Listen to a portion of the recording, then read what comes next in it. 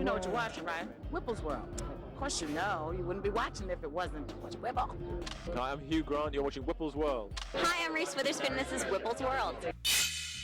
Headquartered at the Cirque 2000, the crossroads of stars from around the world. I'm Cyril Maccioni, owner of the Cirque 2000. Welcome to the Whipple's World. Whipple's World, an inside look at the celebrity happenings all around the Big Apple, from the entertaining entertainment reporter, George Whipple III.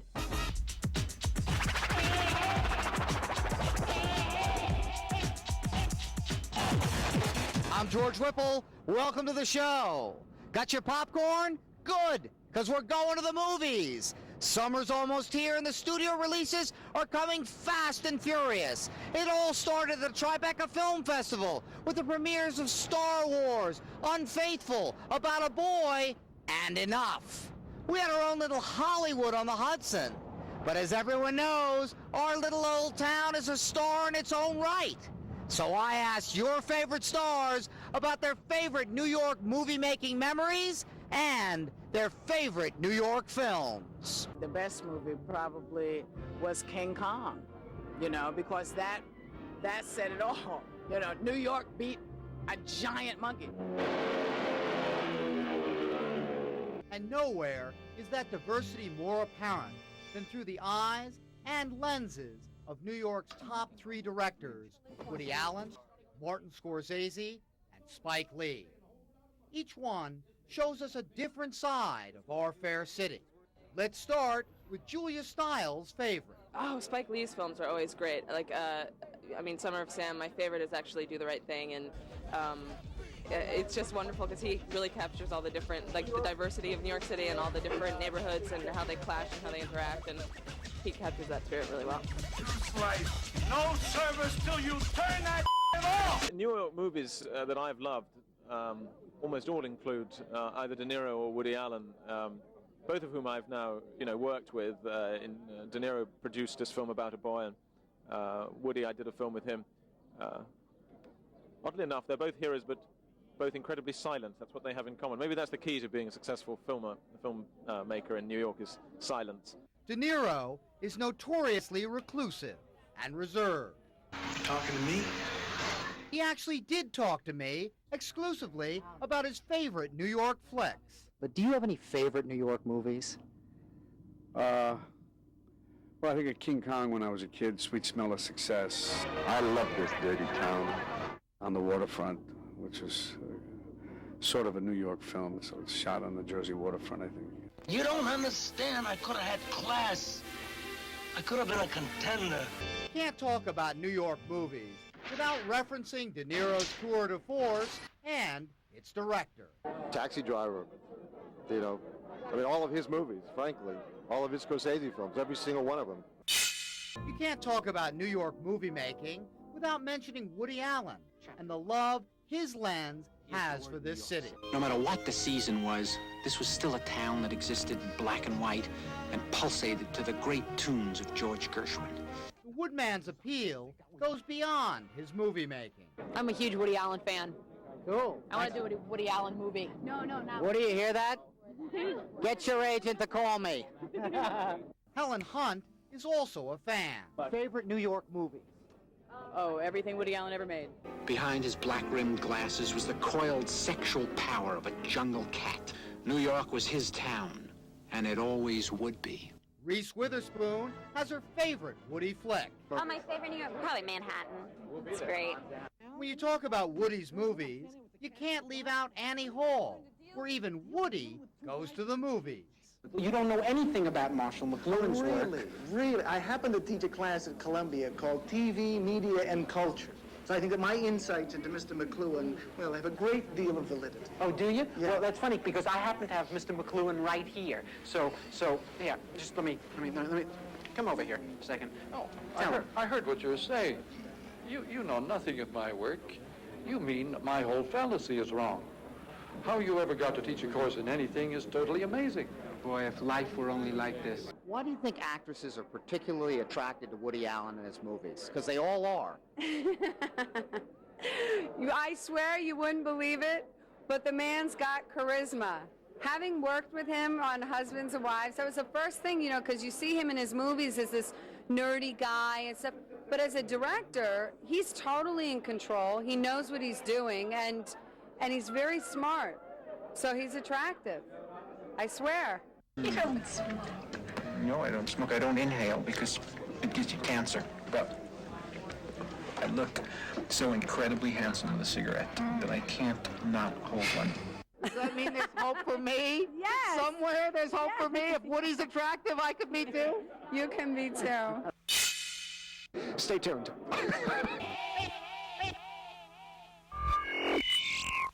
Hi, I'm Peter Fonda, and you're watching Whipple's World. Mr. Jones, could I get you to tease my show, which is Whipple's World? You're watching Whipple's World. I can't do that either. Oh, no!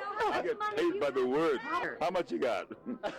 No, that's not enough. I'm George Whipple. Welcome back to the show. When New York is depicted as a celluloid skyline, it can twinkle and sparkle, or it can be dark, menacing, and mean. Those two views of our fair Gotham are expressed in many flicks. Who could ever forget Martin Scorsese's Mean Streets? What's a mook?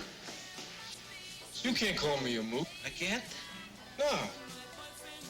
I give you mook. Hey, here's a mook. Although they're from the same town, Scorsese grew up in a very different world than Woody. Woody's Manhattan is A part of New York that I'm not a part of. It's very, very different kind of, exotic part of New York for me. Scorsese's New York makes Dennis Leary feel right at home. When I saw Mean Streets the first time, I was a teenager, and it's the first time I had gone to the movies, and I thought, oh, I know people like this. And I used to go to the movies to see John Wayne and see, big westerns and the Beatles, and it was the first time I thought, geez, I know guys who talk like that. Maybe I could do this job that they do. I can talk like that. But you don't have to be born in the city or on the streets to make a great New York film. Some of your foreign directors have made wonderful pictures about New York City. They have a certain objectivity when they're here, and they see it with a kind of an imaginative, different outlook. Like who?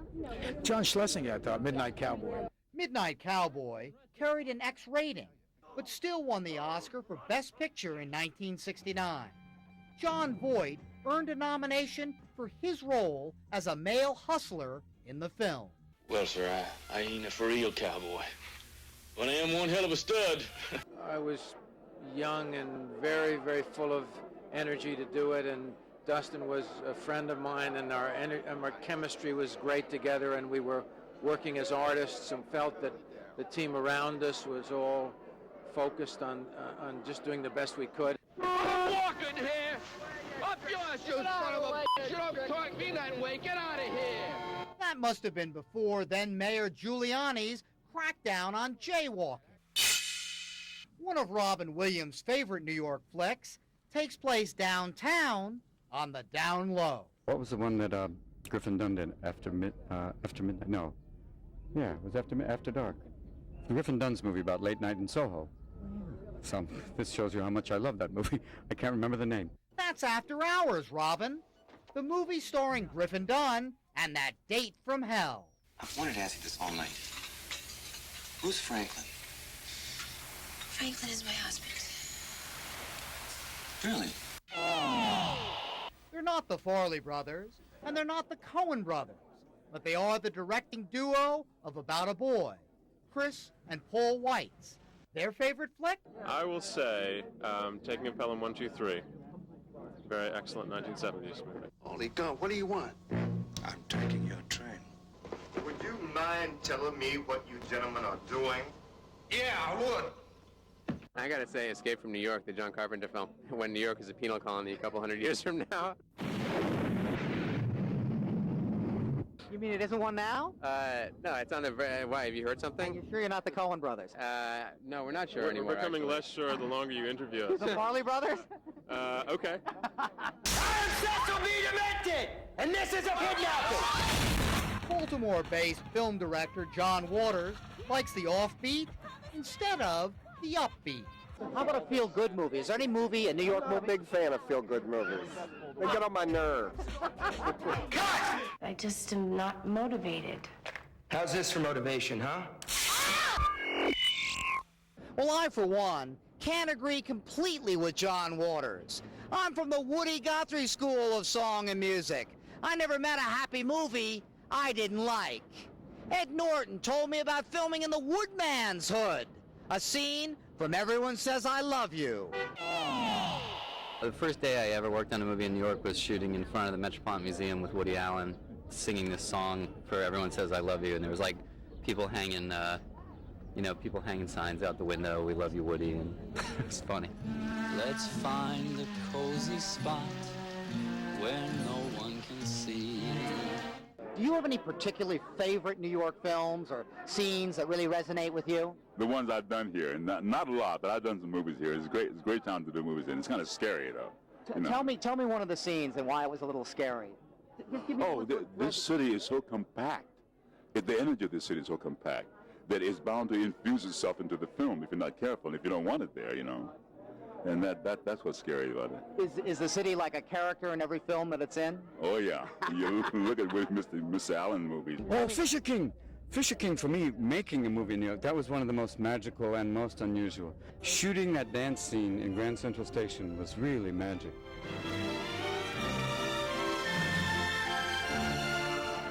And it was really kind of an amazing thing to shoot there. And all day long, we're shooting and finally get clothes off. And the only person to get pissed was a guy heading back to Montauk who got angry and said, "I don't give a shit about your movie. I'm going home. I need a G&T." The city does Billy Crystal just right. This is the most beautiful place to shoot and always has been for me.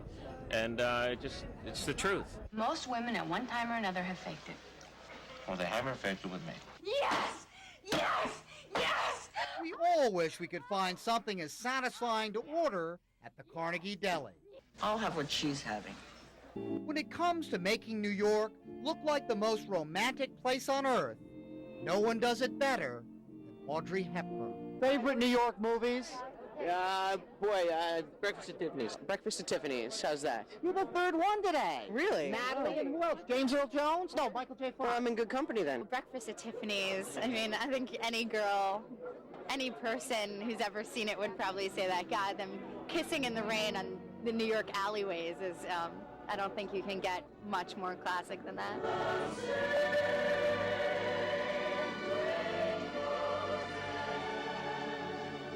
You got a helmet? Oh, I've got a helmet. You wanna be a bird? Easy Rider Peter Fonda is a member of an acting dynasty headquartered in New York. My dad did a film called The Wrong Man that Hitchcock directed and shot in Florida and here in New York City. And you can't win.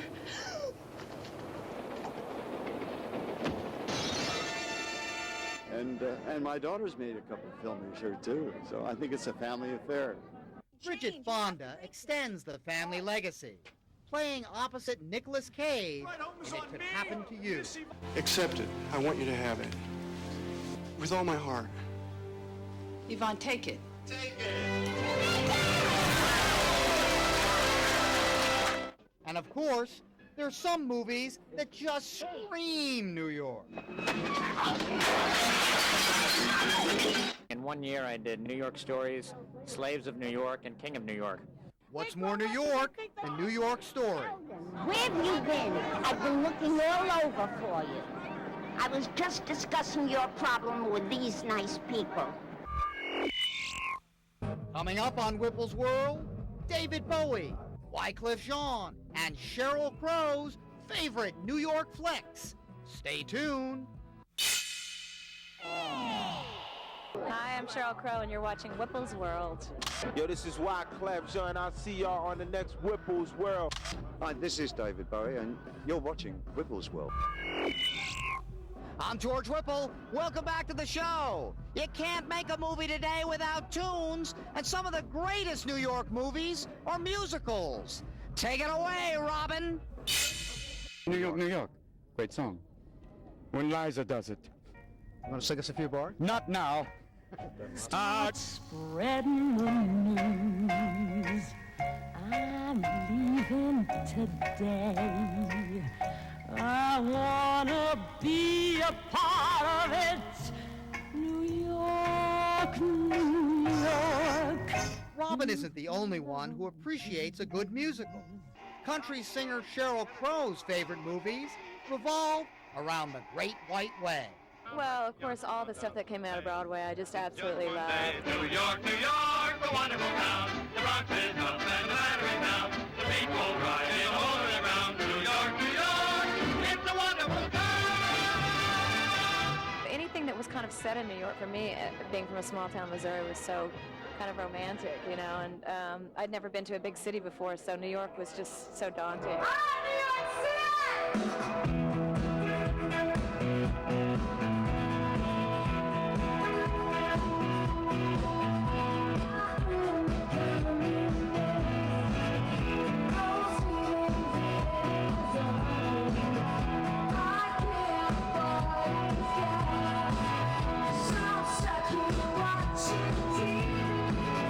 Wycliffe Jean knows all about taking the stage. I want to see from front to back. I don't care how old you are. I don't care how big your gut is. I will rock you from if you 7 years old to 75 years old. Y'all want to get crazy?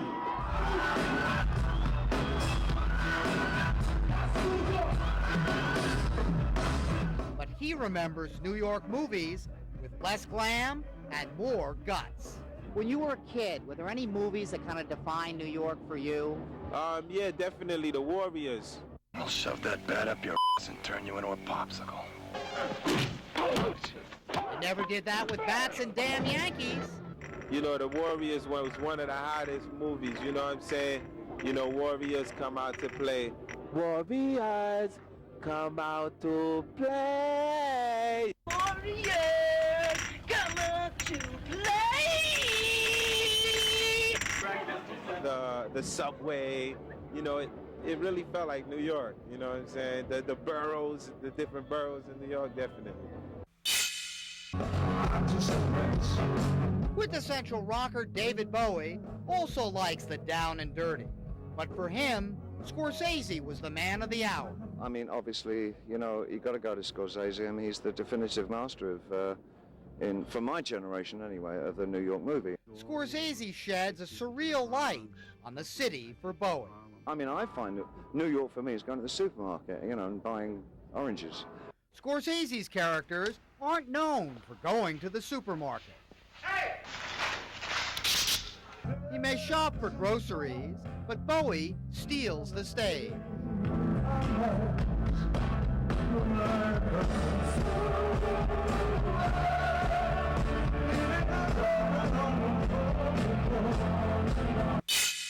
Unfortunately, we're out of music and we're out of time.